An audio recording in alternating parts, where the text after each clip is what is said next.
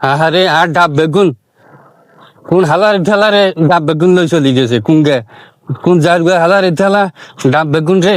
এরে সাই করি এলেছে তোরা এই যে আইসে বেড়াইতি সেই জায়গাতে আয় আর ডাব বেগুন রে আয় আজকে মেম্বারের কাছে যাবো যাই কোন যার গে কে করি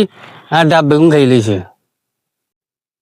কি ও কাকা কিছে অনেকে ছিল চিলি করে নাকি কি কিছে আরে কাকা বাতি যা হুন তুই আর ডাব বেগুন রে